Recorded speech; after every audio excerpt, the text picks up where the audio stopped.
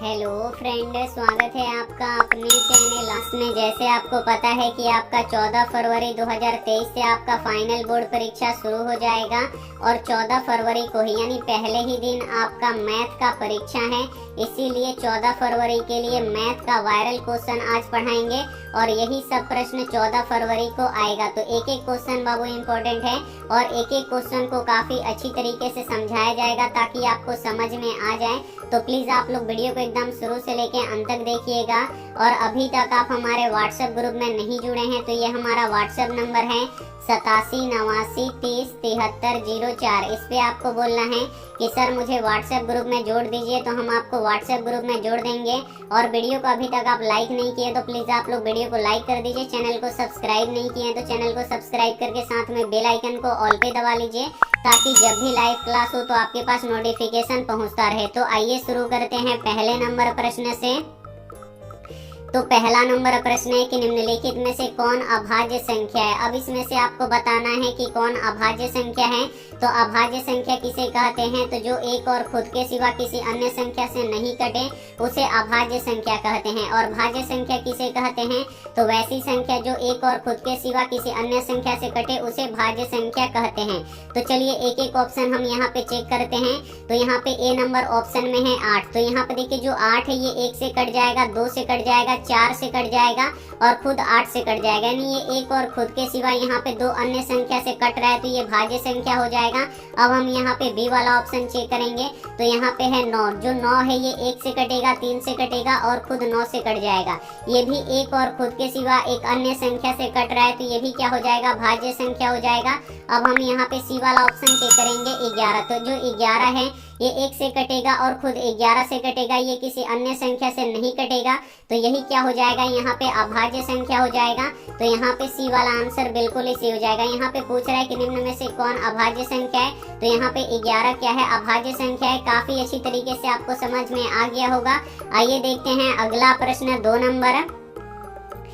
Number प्रश्न है कि निम्न में से कौन अपरिमेय संख्या नहीं है। इसमें से आपको बताना है कि कौन अपरिमेय संख्या नहीं है।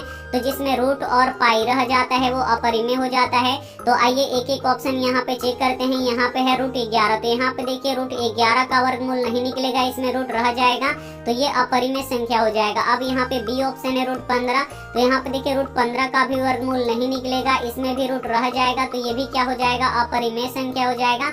यहाँ पे सी वाला ऑप्शन देखिए, यहाँ पे है रूट 9। तो रूट 9 का वर्गमूल कितना हो जाएगा? 3 हो जाएगा। और यहाँ पे है रूट 16। रूट 16 का वर्गमूल कितना हो जाएगा? 4 हो जाएगा। देख सकते हैं दोनों से रूट हट गया तो ये कौन सी संख्या हो जाएगा? परिमेय संख्या हो जाएगा। तो यहाँ पे पूछ रहा है कि निम्न में से कौन अपरिमेय संख्या नहीं है। तो यहाँ पे जो ये सी वाला ऑप्शन है ये अपरिमेय संख्या नहीं है, ये परिमेय संख्या है। यहाँ पे सी वाला आंसर बिल्कुल ही सही हो जाएगा। आइए देखते हैं अगला प्रश्न 3 नंबर प्रश्न है कि 2 परिमेय संख्याओं के बीच अधिकतम कितनी परिमेय संख्या हो सकती है। अब यहाँ पे आपको बताना है कि कोई भी 2 परिमेय संख्या के बीच अधिकतम परिमेय संख्या कितनी होती है। तो यहाँ पे देखिए 2 परिमेय संख्या लिख रहे हैं 2 और 3। इसके बीच देखिए यहाँ पे आप 2.1 लिख सकते हैं, 2.12 लिख सकते हैं, 2 यहाँ पे 2 लिख सकते हैं, 2.20, जितना चाहे आप लोग लिख सकते हैं यहाँ पे परिमेय संख्या। तो अगर जब भी आपसे प्रश्न किया जाए कि 2 परिमेय संख्याओं के बीच अधिकतम कितनी परिमेय संख्या हो सकती है तो आपको याद रखना है अनंत यहाँ पे परिमेय संख्याएं हो सकती हैं। तो यहाँ पे डी वाला आंसर बिल्कुल ही सही हो जाएगा। आइए देखते हैं अगला प्रश्न 4 नंबर प्रश्न है कि 400 के अभाज्य गुणनखंड में 2 का घात कितना है। यहाँ पे आपको बताना है कि 400 के अभाज्य गुणनखंड में 2 का घात कितना है, यहाँ पे बताना है। तो चलिए सबसे पहले आपको 400 का अभाज्य गुणनखंड करना है। तो हम यहाँ पे 400 का अभाज्य गुणनखंड कर देते हैं। तो 2 से ये कितना बार में कटेगा? तो ये 200 बार में कटेगा। फिर ये 2 से कितना बार में कटेगा? 100 बार में कटेगा। फिर ये 2 से कितना बार में कटेगा? 50 बार में कटेगा। और फिर 2 से ये कितना बार में कटेगा? 25 बार में कटेगा। फिर ये 5 से 5 बार में। तो यहाँ पे देख सकते हैं 2 कितना है? 1 2 3 4, यानी 2 के पावर हम यहाँ पे 4 लिख सकते हैं। और 5 कितना है? 2 है तो यहाँ पे 5 के पावर हम 2 लिख सकते हैं। तो यहाँ पे बोल रहा है कि 400 के अभाज्य गुणनखंड में 2 का घात कितना है बाबू? तो 2 का घात कितना है? 4 है। तो तो यहाँ पे डी वाला आंसर बिल्कुल ही सही हो जाएगा। सभी क्वेश्चन आपको 100% समझ में आएगा, बस आप लोग एकदम शुरू से लेके अंत तक देखते रहिए। अब यहाँ पे देखिए 5 नंबर प्रश्न है कि 17/170 का दशमलव प्रसार होगा, शांत होगा कि अशांत होगा कि आवर्ती होगा कि इनमें से कोई नहीं होगा। यहाँ पे आपको बताना है कि 17/170 का, यहाँ पे देखिए 17/170 का दशमलव प्रसार कैसा होगा। तो सबसे पहले देखिए अगर ये कट रहा है तो इसे सबसे पहले आप लोग कटा दीजिए। तो देखिए 17 किससे कटेगा, यहाँ पे देखिए 17 एकम 17 और 17 दहिया कितना होता है बाबू 170 होता है, यानी ये हो गया हमारा 1/10। अब देखिए अब आपको क्या करना है, हर का अभाज्य गुणनखंड करना है। अगर हर के अभाज्य गुणनखंड में केवल 2 आता है या केवल 5 आता है या 2 5 का गुणनफल होता है तो वो शांत होता है। तो 10 का यहाँ पे हम हर का अभाज्य गुणनखंड करेंगे तो यहाँ पे देखिए 2 से 10 कितना बार में कट जाएगा, 5 बार में कट जाएगा। तो इसके हर के गुणनखंड में केवल 2 और 5 आ रहा है, और जिस भी संख्या के हर के गुणनखंड में 2 और 5 आता है तो क्या होता है, शांत होता है। तो यहाँ पे ये शांत हो जाएगा, यहाँ पे ए वाला आंसर बिल्कुल ही सही हो जाएगा।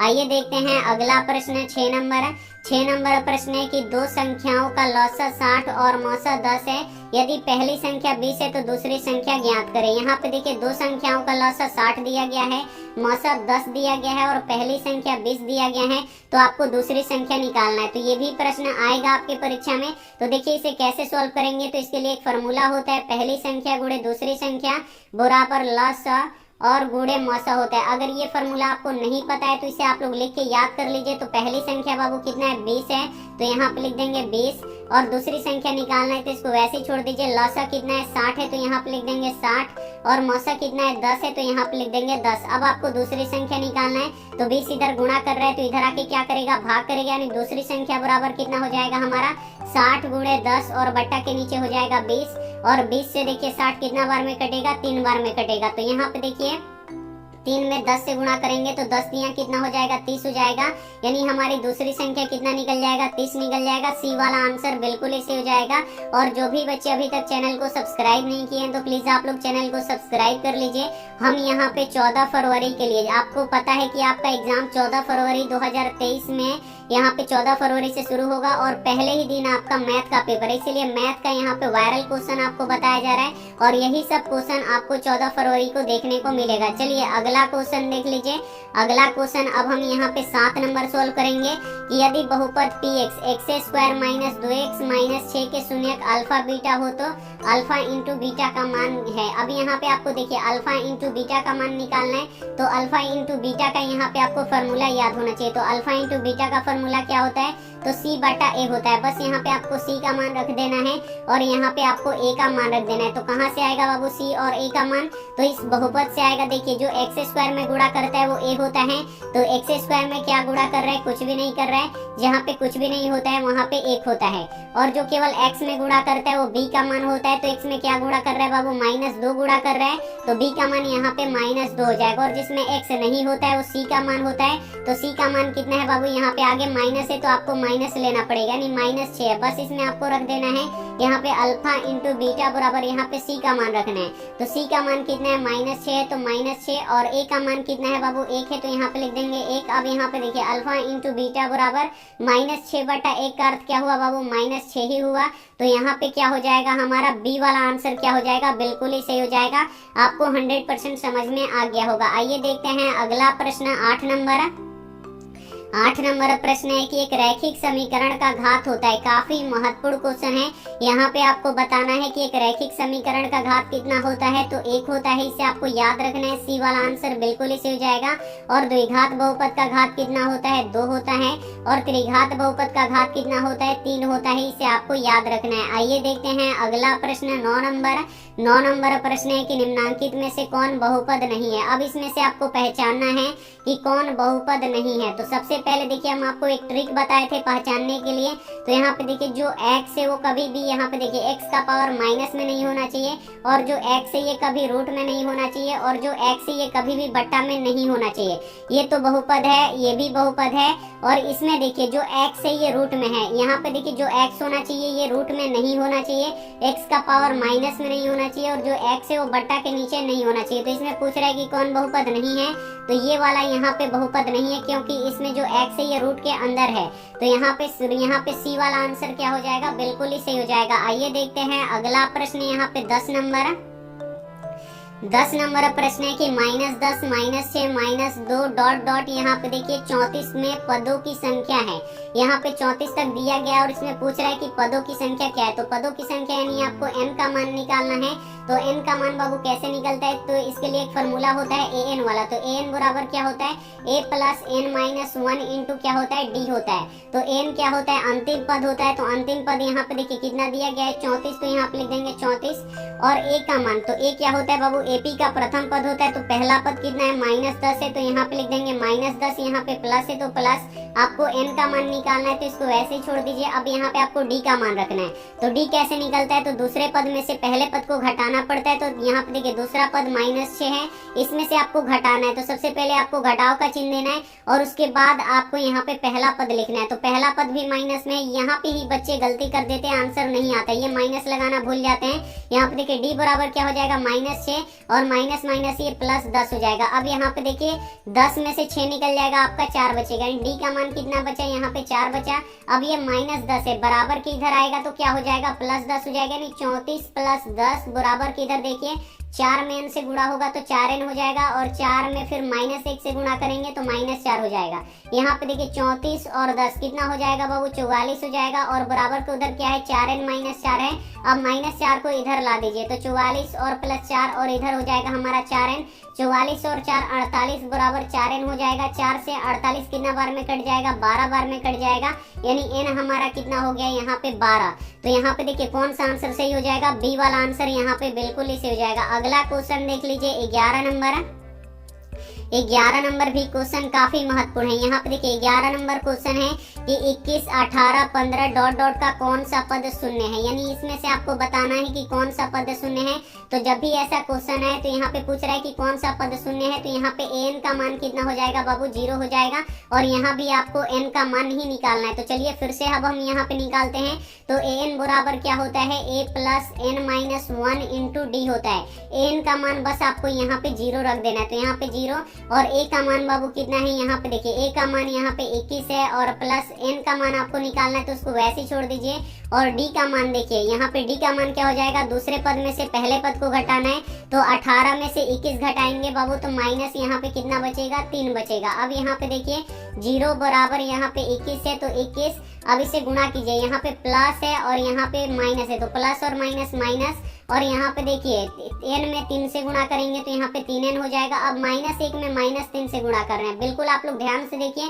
-1 में -3 से गुणा करेंगे तो माइनस माइनस सबसे पहले प्लस हो जाएगा और 3 में 1 से गुणा करेंगे 3 हो जाएगा। यहाँ पे आगे क्या है, कुछ भी चिन्ह नहीं है तो यानी प्लस है। 21 भी प्लस में है और यहाँ पे 3 भी प्लस में है।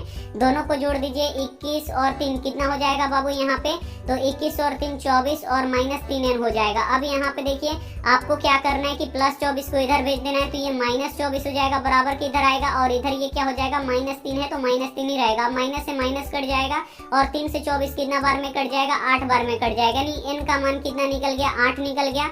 8वां पद हमारा क्या होगा बाबू, यहाँ पे शून्य होगा। आपको काफी अच्छी तरीके से समझ में आ गया होगा। चलिए अगला क्वेश्चन देख लीजिए, यहाँ पे 12 नंबर। 12 नंबर भी प्रश्न काफी महत्वपूर्ण है। ऐसे फॉर्मूला से आपसे प्रश्न पूछे जाएंगे कि साइन 90 डिग्री माइनस थीटा किसके बराबर होता है। तो साइन 90 डिग्री माइनस थीटा किसके बराबर होता है बाबू, तो ये कॉस थीटा के बराबर होता है। इसे आपको याद रखना है, फॉर्मूला आपको याद कर लेना है।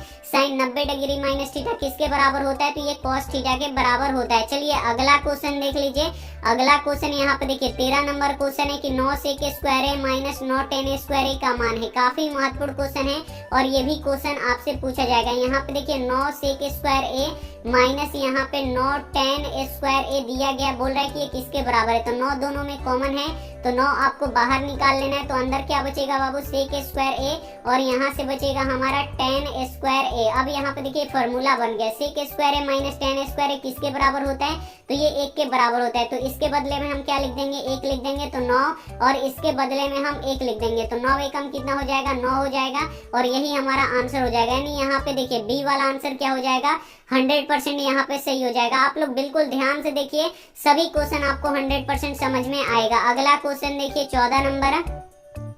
14 नंबर प्रश्न है कि यदि समीकरण x माइनस 2y बराबर 3 तथा 3x प्लस ky बराबर 1 का एक अद्वितीय हल हो तो यहाँ पे आपको इस k का आपको मान निकालना है। तो बाबू k का मान कैसे निकलेगा, तो चलिए हम निकालते हैं। देखिए इस समीकरण का एक अद्वितीय हल है, अद्वितीय हल होता है तो क्या होता है a1 बटा a2 बराबर नहीं क्या होता है यहाँ पे b1 बटा b2 होता है। तो यहाँ पे आपको a1 का मान रखना है। तो ये पहला वाला समीकरण है, ये दूसरा वाला समीकरण है।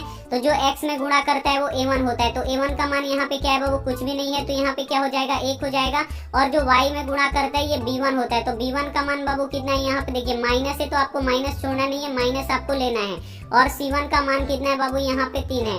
उसी तरीके से देखिए a2, ये समीकरण क्या है, ये 2 है। तो जो x में गुणा करता है ये a2 होता है और a2 के मान कितना है, यहाँ पे 3 है। और जो y में गुणा करता है वो b2 होता है। b2 का मान यहाँ पे कितना है बाबू, k है। और यहाँ पे देखिए जिसमें x y कुछ भी नहीं होता है वो c2 होता है। c2 का मान कितना है, 1 है। बस इसमें आपको रखना है a1 का मान कितना है, 1 है। तो यहाँ पे लिख देंगे 1 और a2 का मान कितना है बाबू, 3 है। तो यहाँ पे लिख देंगे 3 और यहाँ पे बराबर नहीं है तो बराबर नहीं। और b1 का मान कितना है, तो देखिए b1 का मान बाबू यहाँ पे -2 है। तो यहाँ पे लिख देंगे -2 और b2 का मान कितना है, 3 है। तो यहाँ पे लिख देंगे, यहाँ पे देखिए b2 का मान क्या है बाबू, k है। ध्यान से देखिए b2 का मान क्या है, k है।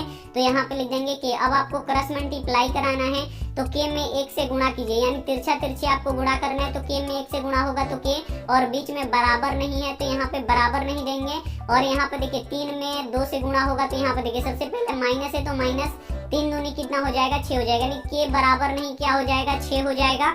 यहाँ पे बी वाला आंसर बिल्कुल ही सही हो जाएगा। क्या आपको समझ में आ गया? 100% आपको यहाँ पे समझ में आ गया होगा। अब अगला क्वेश्चन देखिए 15 नंबर भी क्वेश्चन काफी महत्वपूर्ण है। इसे अब हम यहाँ पे आपको सॉल्व करके बताते हैं कि इसे कैसे आप लोग सॉल्व कीजिएगा। 15 नंबर क्वेश्चन देखिए कि समीकरण युग्म 2x प्लस 3y बराबर 5 तथा 4x प्लस 6y बराबर 15 का है। एक अद्वितीय हल है कि एक अनंत हल है कि कोई हल नहीं है। तो सबसे पहले देखिए हम यहाँ पे बनाते हैं 15 नंबर। आप लोग यहाँ पे बिल्कुल ध्यान से देखिएगा। तो सबसे पहले आपको a1 बटा a2 निकालना पड़ेगा। तो a1 कितना है बाबू, तो यहाँ पे x में जो गुणा करता है वो a1 होता है। a1 का मान 2 है और a2 का मान कितना है, जो यहाँ पे दूसरे समीकरण, ये पहला वाला समीकरण है, ये दूसरा वाला समीकरण है। तो दूसरे वाले समीकरण में जो x में गुणा करता है वो a2 होता है। तो यहाँ पे कितना हो गया, तो 4 हो गया। अब इसे कटाइए, 2 एकम 2, 2 दूनी 4, यानी कितना निकल गया, 1 बटा 2 निकल गया। अब आपको b1 बटा b2 निकालना है। तो b1 का मान देखिए बाबू, जो y में गुणा करता है वो b1 होता है। b1 का मान यहाँ पे 3 है और जो दूसरे समीकरण में y में गुणा करता है वो b2 होता है। यानी b1 का मान यहाँ पे 3 है और b2 का मान कितना है, यहाँ पे आप लोग देख सकते हैं 6 है। तो यहाँ पे लिख देंगे 6। ये भी कट रहा है, 3 एकम 3, 3 दूनी 6, यानी कितना हो गया, 1 बटा 2 हो गया। अब बराबर आ रहा है तो आपको यहाँ पे c1 बटा c2 भी निकालना पड़ेगा। तो c1 देखिए जिसमें x y कुछ भी नहीं होता है वो c1 होता है। ये c1 5 है और यहाँ पे c2 कितना है बाबू, 15 है। तो यहाँ पे 5 बटा 15 लिख देंगे। कटाइए, 5 एकम 5, 5 3 15, यानी 1 बटा 3 आ गया। तो यहाँ पे ये ऐसा कंडीशन बन रहा है कि a1 बटा a2 और यहाँ पे बराबर b1 बटा b2 और बराबर नहीं हो रहा है c1 बटा c2। तो ये ऐसा कंडीशन होता है तो क्या होता है, तो आलेख समानांतर होता है और इसका कोई भी हल नहीं होता है। तो यहाँ पे सी वाला आंसर बिल्कुल ही सही हो जाएगा। आपको काफी अच्छी तरीके से समझ में आ रहा होगा सभी क्वेश्चन। प्लीज आप लोग शुरू से लेके अंत तक देखिएगा। अगला क्वेश्चन देखिए 16 नंबर क्वेश्चन काफी महत्वपूर्ण है कि समानांतर श्रेणी 2, 7, 12, 17 के लिए a3 माइनस a20 आपका मान आपको क्या करना है, निकालना है। यहाँ पे देखिए काफी महत्वपूर्ण क्वेश्चन है। a30 माइनस a20 आपको निकालना है। तो यहाँ पे देखिए a30 का अर्थ क्या हुआ, तो एक 30वां पद में से आपको क्या करना है, 20वां पद घटाना है। तो 30वां पद का फॉर्मूला क्या होता है, तो a प्लस 29d होता है।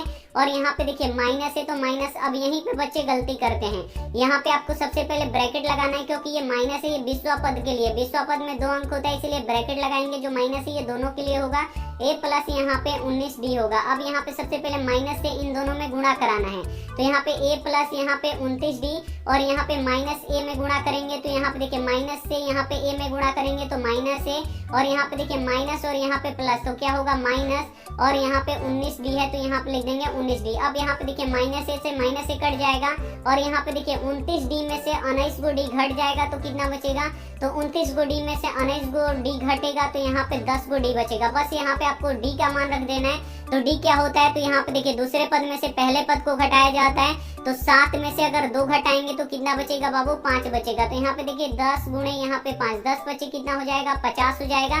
तो यही आपका क्या हो जाएगा, यहाँ पे आंसर हो जाएगा। सी वाला आंसर यहाँ पे बिल्कुल ही सही हो जाएगा। क्या आपको समझ में आ गया? आपको 100% समझ में आ गया होगा। चलिए अगला क्वेश्चन अब हम यहाँ पे सॉल्व कर देते हैं। अगला क्वेश्चन है 17 नंबर की समानांतर श्रेणी 5, 8, 11, 14 डॉट डॉट का 10वां पद है। अब यहाँ पे आपको 10वां पद निकालना है। तो 10वां पद का फॉर्मूला क्या होता है बाबू? a प्लस 9d होता है। यहाँ पे आपको a का मान रखना है, यहाँ पे d का मान रखना है। तो a का मान कितना है? 5 है, तो यहाँ पे 5 प्लस 9 और d का मान देखिए 8 में से जब 5 घटाएंगे यानी दूसरा में से पद में से पहला पद घटाएंगे तो कितना आएगा? 3 आएगा। तो यहाँ पे लिख दीजिए 3। अब इसे गुणा कीजिए, 9 3 कितना हो जाएगा? 27 और 27 में 5 जोड़िएगा तो बाबू कितना हो जाएगा? 32 हो जाएगा। यानी यहाँ पे ए वाला आंसर क्या हो जाएगा? बिल्कुल ही सही हो जाएगा। चलिए अगला क्वेश्चन सॉल्व कर देते हैं। अगला भी क्वेश्चन काफी महत्वपूर्ण है, बस आप लोग यहाँ पे ध्यान से देखिए। यही सब क्वेश्चन आपको 14 फरवरी को देखने को मिलेगा फाइनल बोर्ड परीक्षा में, मैथ के पेपर के दिन। आपका पेपर प्रथम पाली में हो या द्वितीय पाली में, कोई भी मतलब नहीं है, आपको यही सब क्वेश्चन देखने को मिलेगा। अगला क्वेश्चन देखिए 18 नंबर है कि बिंदु 2,3 एवं -2,3 की बीच की दूरी है। अब इन दोनों बिंदुओं की आपकी बीच की दूरी निकालना है कि इनके बीच में कितनी दूरी है। तो सबसे पहले आपको दूरी सूत्र पता होना चाहिए। दूरी सूत्र क्या होता है? तो √x2 - x1 का द होल स्क्वायर और प्लस यहाँ पे क्या होता है? y2 - y1 का द होल स्क्वायर। बिल्कुल आप लोग यहाँ पे ध्यान से देखिएगा। अब यहाँ पे देखिए सबसे पहले आपको x2 का मान लिखना है। तो यहाँ पे देखिए ये क्या होता है? ये x1 होता है और ये y1 होता है, और ये दूसरा वाला बिंदु में ये x2 होता है और ये y2 होता है। तो x2 का मान कितना है? -2 है, तो यहाँ पे लिख देंगे -2 और यहाँ पे माइनस है तो माइनस, और x1 का मान 2 है तो यहाँ पे लिख देंगे 2 और इसका स्क्वायर है तो स्क्वायर दे देंगे, प्लस है तो प्लस यहाँ पे लिखेंगे। y2 का मान कितना है? 3 है, तो यहाँ पे लिख देंगे 3 और माइनस y1 का भी मान कितना है बाबू? 3 है, तो यहाँ पे लिख देंगे 3 और इसका स्क्वायर है तो स्क्वायर लिख देंगे। अब यहाँ पे देखिए -2 और -2 बाबू, -2 और -2 कितना हो जाएगा? -4 हो जाएगा, और इसका स्क्वायर है तो स्क्वायर, प्लस है तो प्लस, 3 में से 3 घटेगा कितना बचेगा? 0 बचेगा, और इसका स्क्वायर है तो यहाँ पे स्क्वायर लिख देंगे। -4 का स्क्वायर करेंगे तो देखिए -4 का स्क्वायर करेंगे तो स्क्वायर का अर्थ यही होता है कि -4 दो बार गुणा होगा, तो माइनस माइनस प्लस 4 चौका 16, यानी गुणा यहाँ पे -4 का स्क्वायर करेंगे तो प्लस 16 हो जाएगा, और 0 का स्क्वायर करेंगे तो ये 0 ही रहेगा। अब यहाँ पे देखिए 16 में 0 जोड़ेंगे तो 16 होगा, और 16 का वर्गमूल कितना होगा? 4 होगा। 4 इसका क्या हो जाएगा? यहाँ पे बीच की दूरी हो जाएगा। बी वाला आंसर यहाँ पे बिल्कुल ही सही हो जाएगा। 100% आपको समझ में आएगा, बस आप लोग यहाँ पे पढ़ते रहिए। अगला क्वेश्चन देखिए, अगला क्वेश्चन यहाँ पे 19 नंबर क्वेश्चन है कि मूल बिंदु का निर्देशांक डैश होता है। अब यहाँ पे आपको बताना है कि मूल बिंदु का निर्देशांक क्या होता है। तो जहाँ पे देखिए x अक्ष और y अक्ष कटता है, ये x अक्ष है और y अक्ष है और यहाँ पे कट रहा है, तो ये क्या होता है बाबू? ये मूल बिंदु होता है, और मूल बिंदु का निर्देशांक कितना होता है? 0 0 होता है। सी वाला आंसर यहाँ पे बिल्कुल इसे हो जाएगा। और x अक्ष को क्या कहते हैं ये भी पूछा जाता है, तो x अक्ष को भुज कहते हैं और y अक्ष को क्या कहते हैं? कोटि कहते हैं। इसे आपको याद रखना है। अगला क्वेश्चन देखिए 20 नंबर प्रश्न है कि x - 5 के शून्यक है। अब यहाँ पे देखिए x² - 5 के आपको शून्यक निकालना है। तो जब भी आपको शून्यक निकालने के लिए बोले आपको बराबर के इधर 0 कर देना है और x का मान आपको निकाल देना है। सबसे पहले आपको -5 को बराबर के इधर भेजना है, तो -5 बराबर के इधर आएगा तो +5 हो जाएगा। अब यहाँ पे देखिए स्क्वायर को आपको बराबर के इधर भेजना है, तो स्क्वायर बराबर के इधर आएगा तो क्या हो जाएगा? रूट में हो जाएगा। और जो रूट वाली संख्या होती है ये देखिए प्लस और माइनस दोनों में होती है, यानी एक आपका मान होगा ये +5 हो जाएगा, और एक क्या हो जाएगा आपका? -√5 हो जाएगा, जो आपका यहाँ पे डी वाला आंसर क्या हो जाएगा? बिल्कुल इसे हो जाएगा। दोनों ही क्वेश्चन आपको काफी अच्छी तरीके से समझ में आ गया होगा। आइए अब हम यहाँ पे अगला क्वेश्चन बता देते हैं 21 नंबर क्वेश्चन आप लोग बिल्कुल ध्यान से समझिएगा कि द्विघात समीकरण x² - px + 4 के मूल बराबर हो तो p का मान निकालना है। यहाँ पे देखिए द्विघात समीकरण दिया है और इसका मूल बराबर है। जब मूल बराबर होता है तो क्या होता है? b² - 4ac बराबर क्या होता है? 0 होता है। बस यहाँ पे आपको b का मान रखना है, a का मान रखना है, c का मान रखना है। तो यहाँ पे जो x² में गुणा करता है वो a होता है, तो a का मान बाबू कितना है? x² में क्या गुणा कर रहा है? कुछ भी नहीं कर रहा है, तो यहाँ पे a का मान 1 है। और जो केवल x में गुणा करता है वो b का मान होता है, तो b का मान बाबू क्या है? तो x में क्या गुणा कर रहा है? p गुणा कर रहा है, लेकिन आगे माइनस है तो आपको -p लेना पड़ेगा। और जिसमें x नहीं होता है वो c का मान होता है, तो c का मान यहाँ पे कितना है? 4 है, तो यहाँ पे लिख देंगे 4। अब यहाँ पे देखिए b का मान यहाँ पे -p है, तो यहाँ पे लिख देंगे देंगे माइनस पी, और इसका स्क्वायर है तो स्क्वायर, माइनस है तो माइनस, 4 है तो 4, और यहाँ पे ए का मान रखना है तो ए का मान कितना है 1 है तो लिख देंगे 1, और सी का मान कितना है 4 है तो यहाँ पे लिख देंगे 4। अब देखिए माइनस पी का जब हम स्क्वायर करेंगे तो माइनस का यहाँ पे स्क्वायर का अर्थ क्या हुआ कि यही चीज 2 बार गुणा होगा, तो माइनस पी तो माइनस माइनस क्या हो जाएगा प्लस हो जाएगा, पी में पी से गुणा होगा तो पी स्क्वायर हो जाएगा, यानी यहाँ पे हम पी स्क्वायर लिख देंगे माइनस 4 चौका कितना हो जाएगा, यहाँ पे देखिए 4 एकम 4, 4 चौका यहाँ पे 16, तो यहाँ पे लिख देंगे 16 बराबर की इधर 0 है तो 0। अब क्या करेंगे कि माइनस 16 को बराबर की इधर भेज देंगे, तो यहाँ पे देखिए पी स्क्वायर बराबर क्या हो जाएगा माइनस 16 बराबर की इधर आएगा तो प्लस 16 हो जाएगा।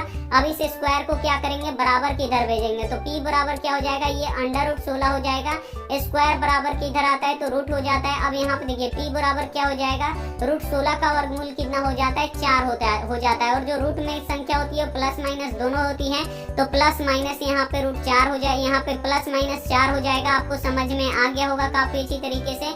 यहाँ पे बी वाला आंसर बिल्कुल ही सही हो जाएगा। अगला क्वेश्चन देख लीजिए। अगला क्वेश्चन देखिए 22 नंबर क्वेश्चन है कि सेक स्क्वायर 60 डिग्री माइनस 1 का मान है। अब यहाँ पे देखिए आपको सेक स्क्वायर 60 डिग्री माइनस 1 का आपको मान निकालना है, तो इसका मान कैसे निकलेगा, यहाँ पे आपको सेक 60 डिग्री का मान रखना पड़ेगा। तो सेक 60 डिग्री का मान कितना होता है बाबू 2 होता है, तो यहाँ पे लिख देंगे 2, स्क्वायर है तो स्क्वायर कर देंगे, माइनस है तो माइनस, 1 है तो यहाँ पे लिख देंगे 1, 2 का स्क्वायर होता है 4 माइनस 1, तो 4 में से 1 घटेगा कितना बचेगा 3 बचेगा, तो सेक स्क्वायर 60 डिग्री माइनस 1 का मान कितना होगा 3 होगा। तो यहाँ पे बी वाला आंसर बिल्कुल ही सही हो जाएगा। अगला क्वेश्चन देखिए, ये क्वेश्चन 100% आपके परीक्षा में रहेगा। यहाँ पे देखिए दिया गया है tan 49 डिग्री और बट्टा, ये बट्टा है, बट्टा यहाँ पे क्या दिया गया है cot 41 डिग्री। इसका आपको क्या करना है मान निकालना है। तो ऐसा जब भी क्वेश्चन दिखे आपको क्या करना है, एक पे डायरेक्ट आपको टिक लगाना है, 100% यहाँ पे सही आंसर होता है। चलिए इसे हम पूरा यहाँ पे सॉल्व करके बताते हैं। तो चलिए अब हम इसे सॉल्व करते हैं। यहाँ पे आपको क्या करना है, tan 49 डिग्री का मान नहीं होता है, 41 डिग्री का मान नहीं होता है, तो किसी एक को आपको चेंज कर देना है। तो देखिए हम tan को ऊपर वाले को चेंज करते हैं, तो इसको लिख देंगे tan 90 डिग्री माइनस 41 डिग्री। यहाँ पे इस थीटा को आपको चेंज करना है, तो यहाँ पे 49 डिग्री को हम कैसे लिखेंगे, 90 डिग्री में से 41 डिग्री अगर हम घटा लेंगे तो कितना बचेगा, यहाँ पे 49 डिग्री बचेगा। तो इसी को हम क्या लिख दिए, यहाँ पे 49 डिग्री को क्या लिख दिए 90 डिग्री माइनस 41 डिग्री। अब बट्टा के नीचे देखिए इसको आपको चेंज नहीं करना है, इसको आपको वैसे ही छोड़ देना है। अब यहाँ पे देखिए फॉर्मूला बन गया tan 90 डिग्री माइनस थीटा, तो क्या होता है cot और थीटा, तो थीटा बाबू कितना है यहाँ पे 41 डिग्री है, तो यहाँ पे 41 डिग्री, और बट्टा के नीचे भी क्या है cot यहाँ पे 41 डिग्री है, तो ये कट के कितना हो जाएगा cot 41 से cot 41 एक बार में कट जाएगा, तो इसका मान कितना हो जाएगा 1 हो जाएगा। इसीलिए बोले थे कि ऐसे क्वेश्चन को आपको बिल्कुल भी सॉल्व नहीं करना है। अगला क्वेश्चन देखिए 24 नंबर क्वेश्चन है कि यदि 2 sin 2 थीटा बराबर रूट 3 हो तो थीटा बराबर है। यहाँ पे देखिए 2 sin 2 थीटा बराबर यहाँ पे रूट 3 दिया गया है, तो इस थीटा का मान निकालना है। तो सबसे पहले इस 2 को इधर भेजना है, तो यहाँ पे देखिए sin 2 थीटा बराबर क्या हो जाएगा रूट 3 बटा 2 हो जाएगा। अब यहाँ से साइन हटाना पड़ेगा, तो यहाँ पे देखिए sin 2 थीटा बराबर, अब देखना पड़ेगा कि साइन कितने डिग्री का मान रूट 3 बटा 2 होता है, तो साइन 60 डिग्री का मान कितना होता है रूट 3 बटा 2 होता है, तो इसके जगह पे हम साइन 60 डिग्री लिख देंगे, माइनस से माइनस क्या हो जाएगा कट जाएगा, 2 थीटा बराबर कितना निकल गया हमारा 60 डिग्री निकल गया, और 2 से 60 कितना बार में कटता है 30 बार में कट जाता है, यानी थीटा बराबर कितना निकल गया हमारा 30 डिग्री निकल गया। यहाँ पे ए वाला आंसर बिल्कुल ही सही हो जाएगा। ये भी क्वेश्चन आपको काफी अच्छी तरीके से समझ में आ गया होगा। समझ में आ रहा है तो प्लीज आप लोग वीडियो को लाइक कीजिए। अगला क्वेश्चन देख लीजिए। अगला क्वेश्चन है 24 नंबर की cot स्क्वायर थीटा बराबर होता है। अब यहाँ पे आपको बताना है कि जो cot स्क्वायर थीटा होता है ये किसके बराबर होता है, तो ये cosec स्क्वायर थीटा माइनस 1 के बराबर होता है। ये फॉर्मूला ही पूछ लिया गया है, बिल्कुल ऐसे ही फॉर्मूला पूछ लेता है, तो ये किसके बराबर होगा, तो ये cosec स्क्वायर थीटा माइनस 1 के बराबर होगा।